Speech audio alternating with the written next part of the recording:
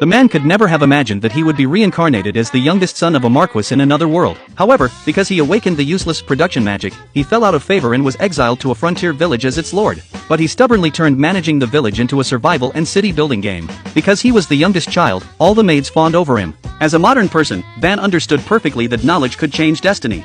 So, when his three older brothers said they wanted to practice magic, he declared that he wanted to study the country's culture and history. This delighted his father immensely. He arrogantly assumed that Van would also inherit the fiery magical talent of the couple in the future. This was because nobles in this world were required to possess offensive magic capable of protecting their subjects, otherwise, it would be considered a disgrace for an aristocrat. But a specific attribute could only be verified upon reaching the age of 8. Since Van wanted to acquire knowledge, the butler first needed to determine his literacy level. Van was embarrassed because he couldn't read yet, but he knew a little math. Espada was amazed by his genius and insisted on becoming his tutor. Thus, 2 hellish years passed. Now he is also learning swordsmanship, but his personal maid mocks him in a good-natured way. In this other world, there is a strict hierarchy, and her behavior is technically no different from an insult. Other maids asked Van to punish her severely, but he didn't take it to heart.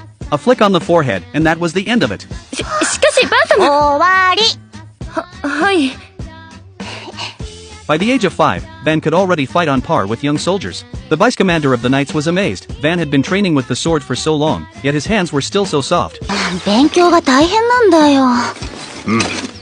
噂ではエスパーダ殿がバン様には通常の3倍の勉強をさせるように指示を出していると聞きます。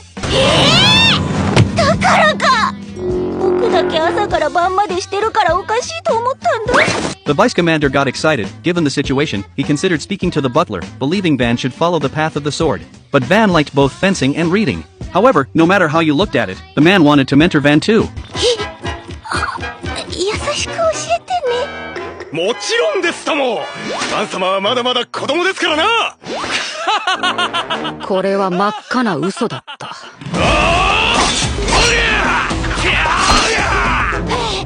すぐに上段100、中段払い100、突き上げ100。Although the training was tough, the maid's care allowed him to spend his days happily. He was ready to start a joyful life in the new world. That day, the hero, tired from studying, decided to go to the market. There was a branch of the largest merchant guild, Mary. Suddenly, a rude man dragged his son out like a slave for sale. Only then did Van learn that poor families sold children they couldn't feed. As soon as the voice died down, a woman from the merchant guild recognized the hero. The maid proudly declared that the hero was a prodigy from the famous Marquis family. The woman enthusiastically came out to greet him. He wanted to know how much the slave nearby could be sold for. The woman valued him at a maximum of 3 silver coins. Hearing this, the man flew into a rage, scolding his son for growing up to be useless trash. The hero then offered 5 silver coins, wishing to buy him.